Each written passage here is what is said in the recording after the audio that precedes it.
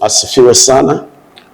Tunaendelea na somo yetu ya kanisa na tuko katika kitengo yetu ya 4, idara ndani za kanisa. Kwambia ni matawi inazaa matunda.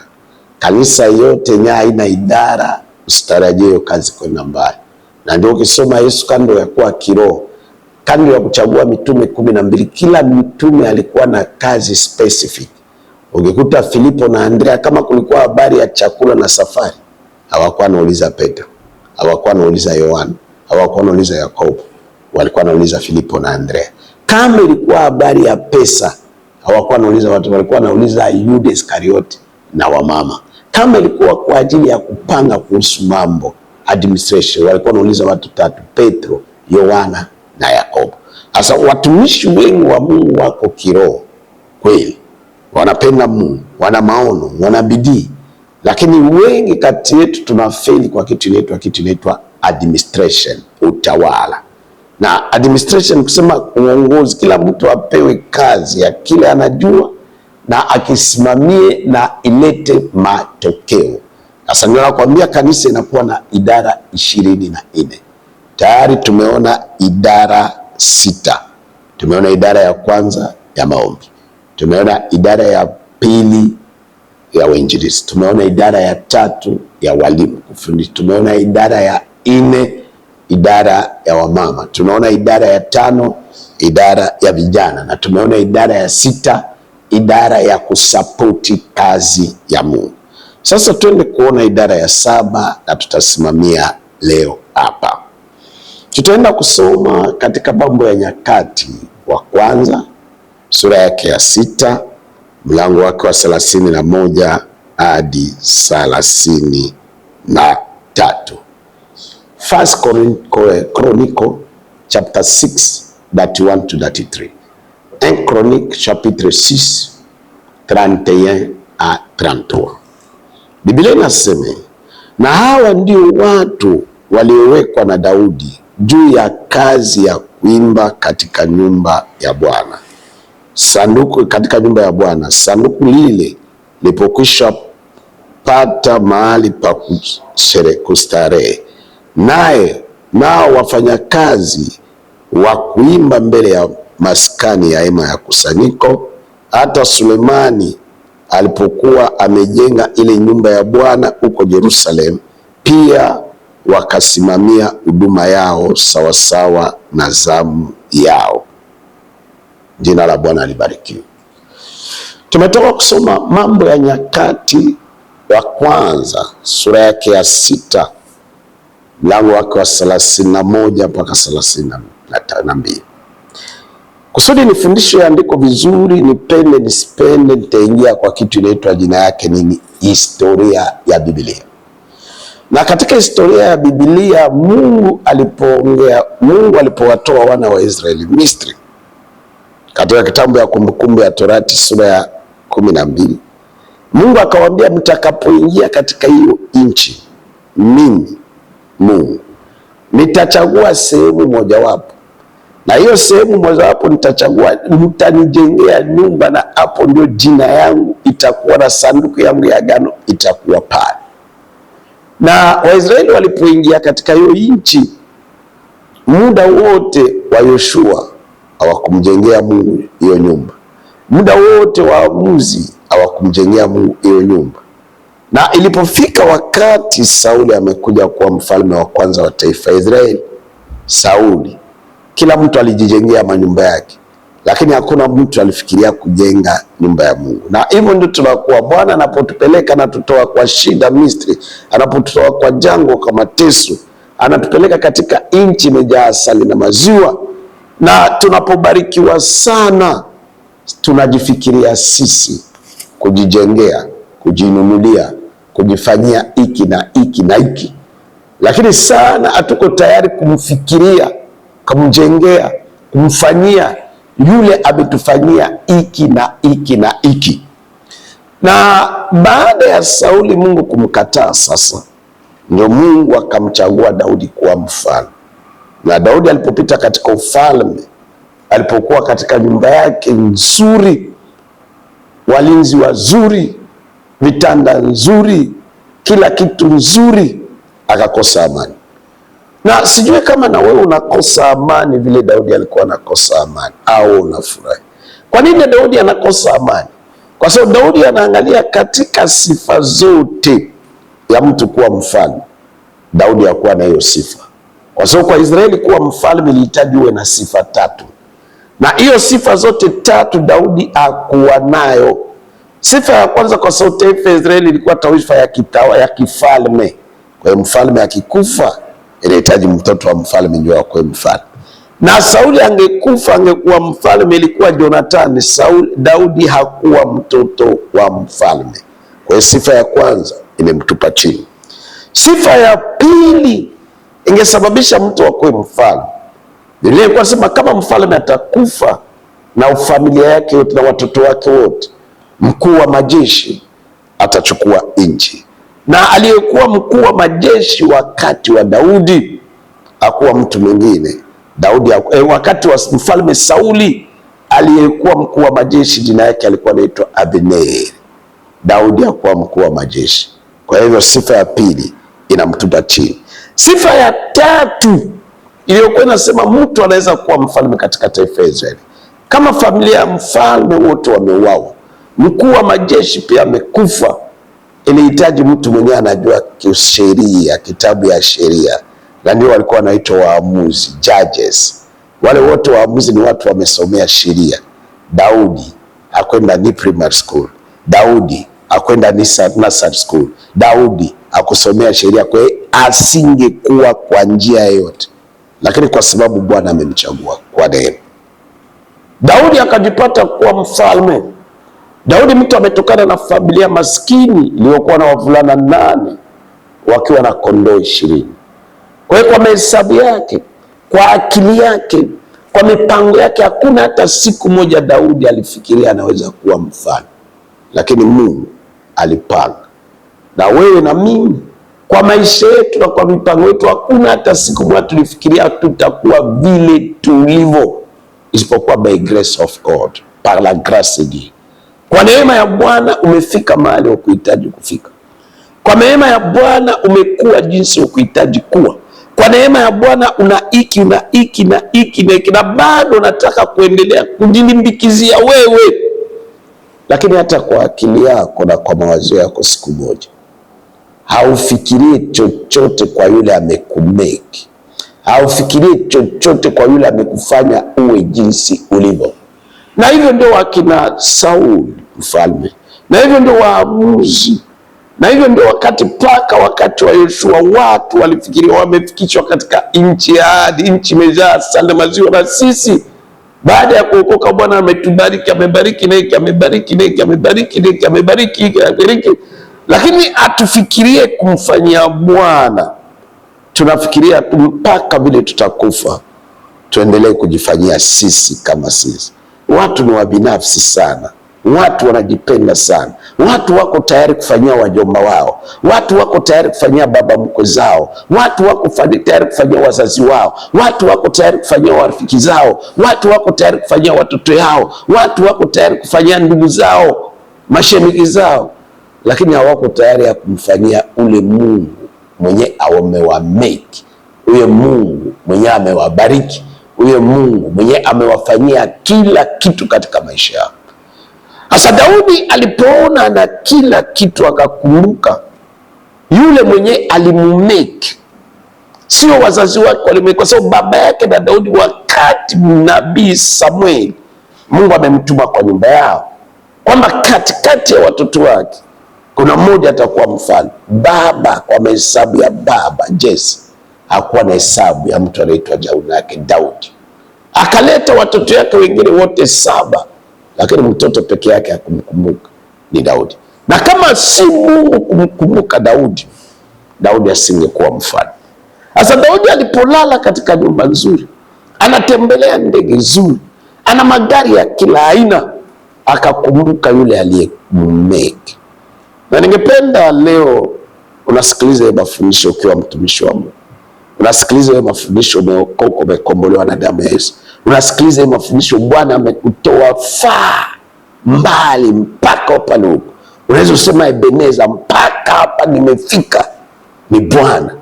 Ulikuwa una ndoa, ulikuwa una kazi, ulikuwa na maisha sio na mwelekeo, ulikuwa na maisha sio na picha, ulikuwa naishi kijijini, leo unaishi Marekani, ulikuwa na toka familia maskini, leo uko Ulaya, ulikuwa una chochote, una mbele, leo uko na hiki na hiki na hiki na hiki, lakini hauriziki na hiki na hiki, lakini una hasira fulani tu kwa sababu Bwana hajafanya hiki. Lakini sio angalia Bwana amefanya hiki, angalia Bwana amefanya hiki, angalia Bwana amefanya hiki. Mpaka hapo ungepiga na kusema God is Ebenezer, Ebenezer, Mungu mpaka hapa ananifikisha ni yeye.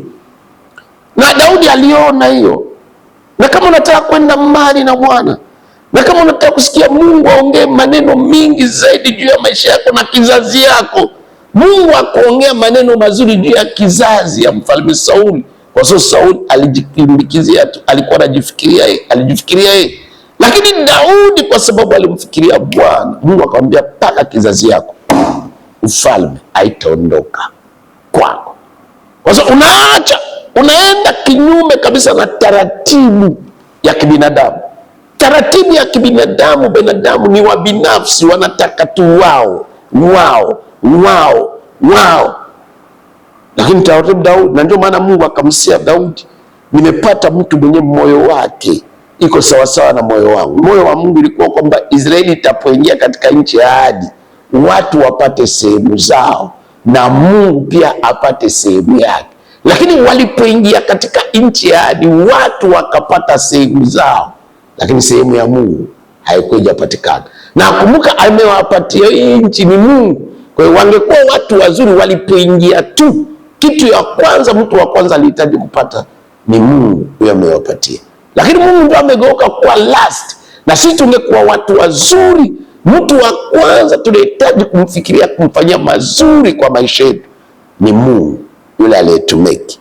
Ametuumba binadamu, alikuwa na uwezo wa kuumba samaki na uliwe na sikue kitu chochote. Alikuwa na uwezo wa kuumba nyama na uliwe na sikue kitu chochote. Akakuumba mtu na akakutayarisha na kukumeki, kukufanya kuwa jinsi ulivyo. Biblia inasema sasa wakati wa Daudi, Mungu akafikiria kumjengea Daudi akafikiria kumjengea Mungu hekalu.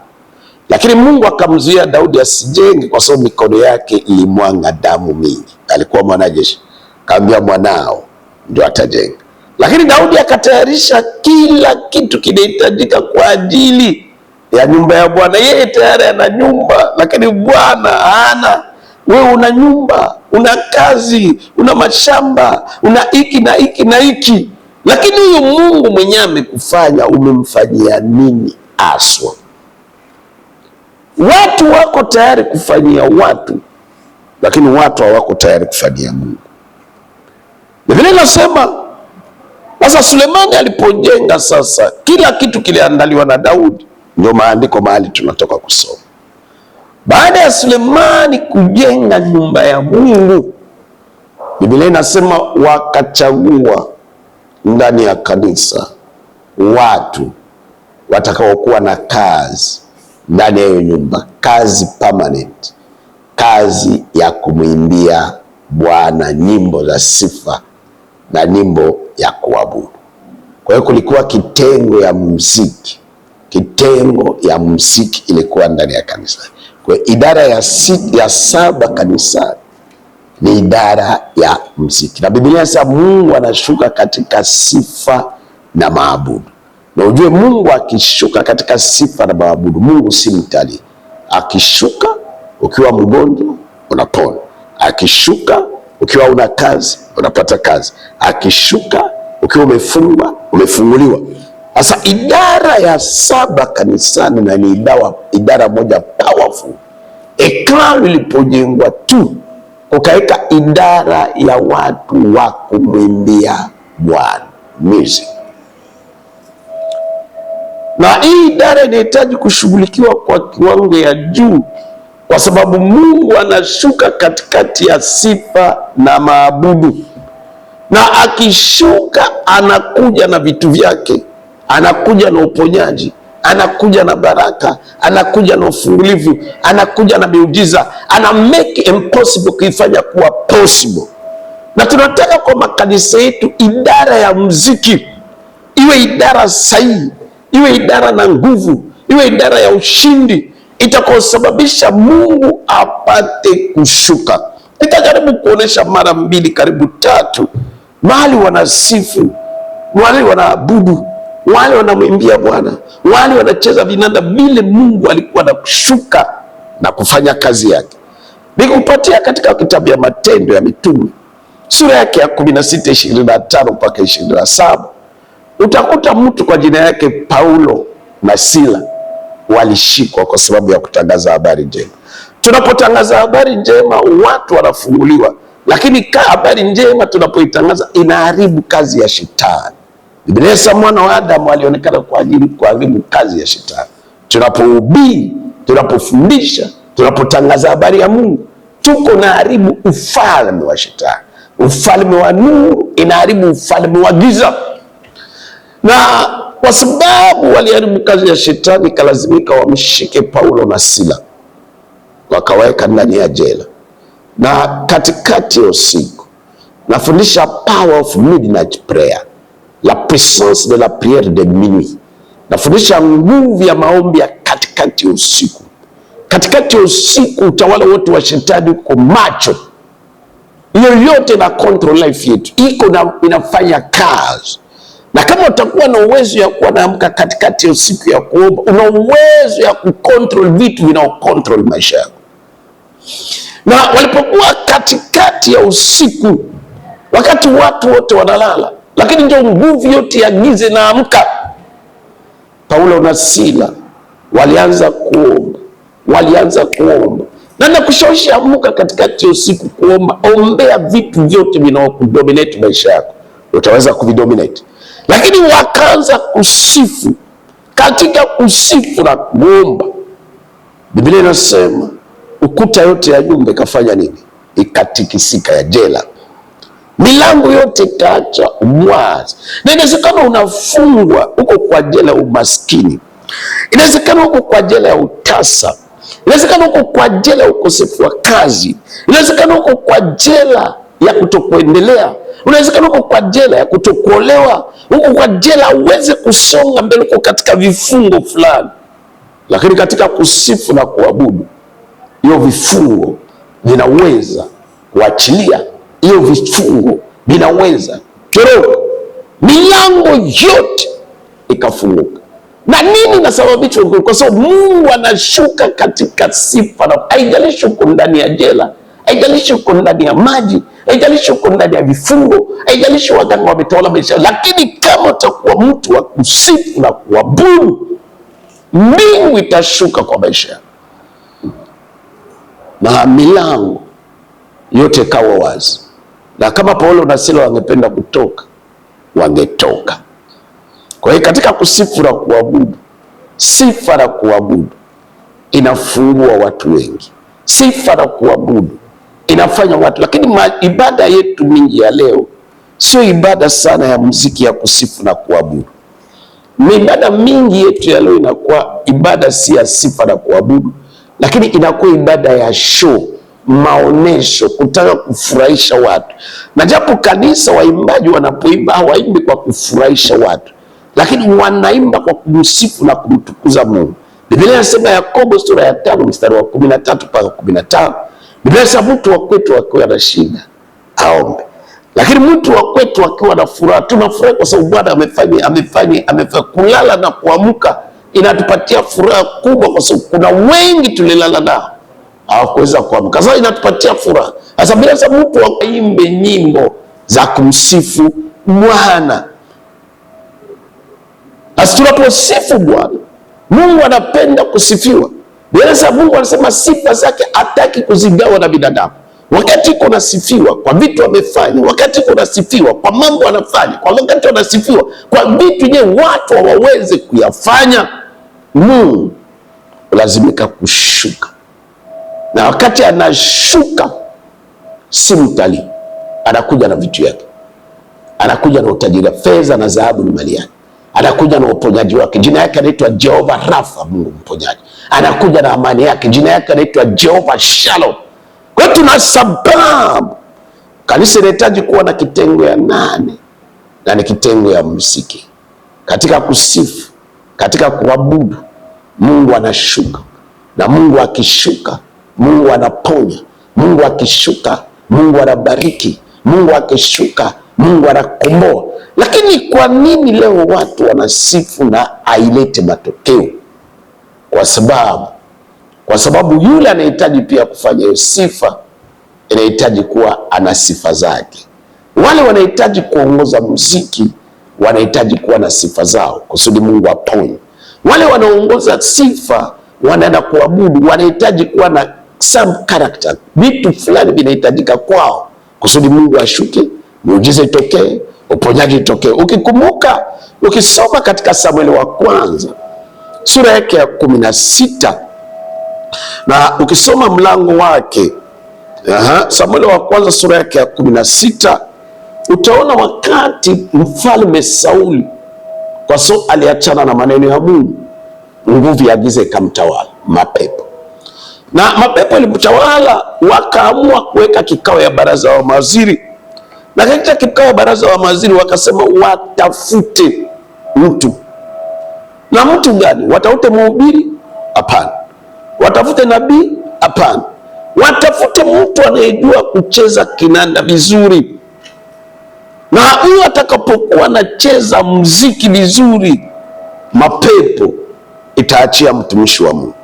Lakini ukienda kuangalia sifa ya mtu alienda kumchukua, tujaribu kusoma tuone sifa ya mtu mwenye anapocheza muziki ya Mungu, mwenye anaweza kusababisha vitu vitokee, anaweza kusababisha mtu apone, anaweza kusababisha magonjwa yaachie, anaweza kusababisha mapepo itoroke. Samueli wa kwanza sura yake ya 16, Biblia inasema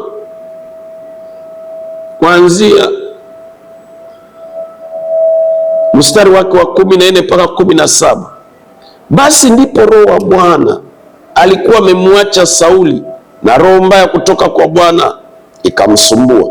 Nao watumishi wa Sauli wakamwambia, mwangalia, sasa roho mbaya kutoka kwa Mungu inakusumbua. Basi bwana wetu, na utuamuru sisi watumishi wako waliopo hapa mbele yako, wakutafutie mtu aliye stadi wa kupiga kinumbi. Basi itapokuwa roho mbaya kutoka kwa Mungu itapokujia, yeye atapiga kinumbi kwa mkono wake, naye utapona. Basi Sauli akawaambia, vema, nitafutieni mtu aliye stadi wa kucheza kinumbi mkaniletee. Ndipo akajibu mmoja wa watumishi wake akasema, tazama, nimemwona mwana mmoja wa Yese Mbethlehemu aliye stadi wa kupiga kinumbi, tena ni mtu shujaa, hodari wa vita, anenaye kwa busara, mtu mzuri ambaye Bwana yu pamoja naye. Unasikiliza? Sauli anasumbuliwa na mapepo, roho wa Mungu amemwacha, roho wa shetani amemshika. Na kuna watu wengi wanakuja kanisani wanasumbuliwa na mapepo ya umaskini, mapepo ya utasa, mapepo ya ukosani kazi, mapepo, kazi ya shetani inawavamia. Na wanapokuja kanisani wanataka kufunguliwa katika kipindi ya kusifu na kuabudu. Muziki si vitu ya kuburudisha tu. Muziki ni vitu ya kuleta majibu na suluhisho katika maisha ya watu. Na Biblia inasema walipoona mtumishi mfalme anayeshida, wakasema watafute mchezaji stadi, kwa professional, mtu anayejua kucheza kinanda vizuri. Na wachezaji vinanda wazuri ni wengi katika dunia ile. Na mfalme alipoona mawazo ya watumishi wake ni nzuri, akasema mtafute huyo mtu anayejua kucheza kinanda vizuri, amlete, atapokuwa anacheza iweze kuniburudisha na hiyo pepo iache. Lakini mmoja wa watumishi wa Sauli akasema yeye ameona mtu aliye na sifa 6. Kama unataka kucheza kinanda na ikuwe na baraka, muziki kuburudisha iwe na baraka na watu wapone na watu wafunguliwe, inahitaji huyo mtu anayotaka kucheza kinanda awe na sifa 6. Na kama ana hiyo sifa 6, itakuwa kinanda ya kufurahisha watu, itakuwa muziki ya kufurahisha watu, lakini haitakuwa muziki italeta jibu na ufungulifu katika maisha ya watu. Na tunataka watu wa muziki wakuwe na sifa 6 kitengo ya muziki. Tunataka watu wa kitengo ya muziki wakuwe na sifa 6. Daudi kwa kwenda kwa mfalme Sauli alikuwa na sifa 6. Nasikia sifa ya kwanza, Biblia inasema ndipo mmoja akamjibu mtumishi wake akasema, tazama, nimemwona mwana mmoja wa Jese Mbethlehem. Unisikilize vizuri, unifuate vizuri na unisikilize vizuri. Biblia inasema sifa ya kwanza, kama mtu anataka kucheza muziki mzuri, hata kwa professional, anajua kucheza kinanda, anajua kucheza drums, anajua kucheza keyboard, anajua kucheza piano, anajua kucheza kila kitu, lakini sifa yake ya kwanza, kama hiyo muziki inataka kutoka kucheza. Israeli kulikuwa wachezaji muziki wengi wa kuburudisha, lakini hawakuwa wachezaji muziki wa kutoa mapepo. Na muziki ya nyumba ya Mungu inafukuza mapepo ya kila aina. Lakini kama unataka kuwa mchezaji muziki wa kutoa mapepo, namba 1, lazima ukuwe Mbethlehem. Kwa ukikuwa Mgalilaya, mapepo itatoka. Ukiwa Mnazareti, mapepo itatoka. Kama unataka muziki iweze kuwa kando ya kuburudisha watu, kando ya kufurahisha watu, lakini iwe muziki inaweza kutoa mapepo, lazima huyo mwimbaji, ule anayecheza vyombo, wale wanaofanya hiyo muziki, sifa ya kwanza wakuwe wa Bethlehem. Kwa nini Bethlehem? Bethlehem maana yake nini? Bet maana yake nyumba, lehem maana yake mkate. Kwa hiyo unapoita Bethlehem, kwa hivyo unaita nyumba ya mkate. Kwa hiyo mchezaji wa muziki mzuri, mwimbaji wa muziki mzuri, lazima kwanza awe nyumba ya mkate. Nyumba ya mkate maana yake nini? Bet, nyumba. Wakorintho wa kwanza 3:16. Paulo anasema mjue ya kuwa sisi ndio nyumba ya Mungu. Kwa hiyo mwanadamu wote ni bet, sisi ni nyumba. Mtu wote ameumbwa na Mungu ni bet, sisi ni nyumba. Lakini kusudi tugeuke Bethlehem kuwa nyumba ya mkate, lazima tuwe watu tunasikia neno ya nani? Ya Mungu. Kwa hiyo kwa muziki, kusudi ya kuwa mwanamuziki mzuri mwenye atakuwa baraka kanisani, akiimba watu wanapona, akiimba mapepo yanatoka, akiimba nguvu za giza zinaachilia maisha ya watu, ni mtu mwenye kando ya kuwa na kile kipaji stadi, anajua kucheza keyboard, anajua kuimba vizuri, anatunga nyimbo vizuri, lakini ni mtu mwenye ameokoka, ana neno ya Mungu ndani yake. Mtu anatamani, ana shauku asubuhi kusikiliza neno ya Mungu, mchana kusikiliza neno ya Mungu, jioni kuwa na neno ya Mungu. Na ndio shida kubwa tuko nao katika kitengo ya muziki kanisani. Tuna watu ni stadi kwa kuimba, tuna watu ni stadi kwa kucheza vyombo, lakini ni watu wasiokuwa na neno ya Mungu ndani yao. Ni bet, lakini si lehem. Unakuta hata wanamuziki anacheza, akiisha tu wakati wa neno anatoka nje. Kwa hiyo hataki kuwa na neno ya Mungu ndani yake.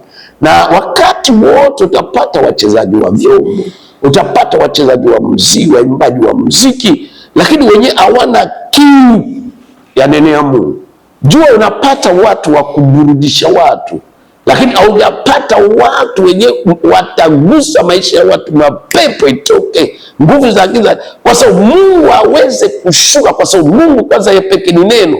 Kwa Mungu kushuka, lazima hiyo nyimbo isukumwe na mtu aliye na neno ya Mungu ndani yake. Kwa sifa ya kwanza ya waimbaji, sifa ya kwanza wachezaji vyombo, lazima awe Bethlehem, ndani yake kuwe na neno la Mungu ndani yake. Na sifa ya pili hiyo Daudi alikuwa nayo, anasema nimemwona mwana Jese, mtu Bethlehem. Namba 2, stadi, anajua sasa kuicheza professional, kando ya kuwa na neno ya Mungu. Sasa lazima uwe professional. Lakini namba 3 ni mtu sujaa.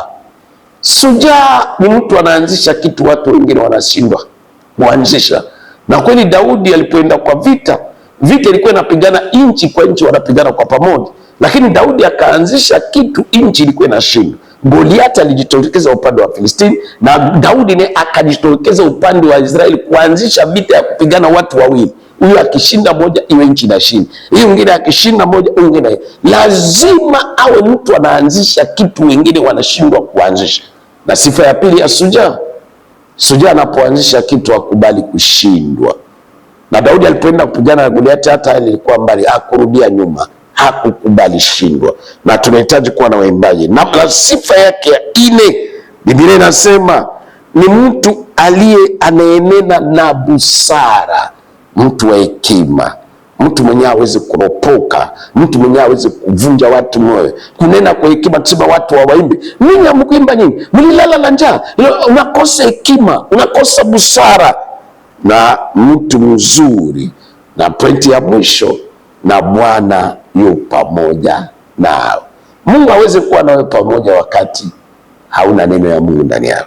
Na ukiwa na neno ya Mungu ndani yako utakubali kuomba. Ukiwa na neno ya Mungu ndani yako utakubali kufunga. Ukiwa na neno ya Mungu ndani yako utakubali kufanya kila kitu kulingana na neno ya Mungu. Sasa leo tuna wanamuziki, tuna wachezaji vyombo, lakini si wa Bethlehemu. Sio watu wana neno ya Mungu ndani yao. Wanatoroka, watamani kusikiliza hata neno ya Mungu, inawachoma, inawaumiza. Na kikundi ya muziki tunaitarajia mambo ine.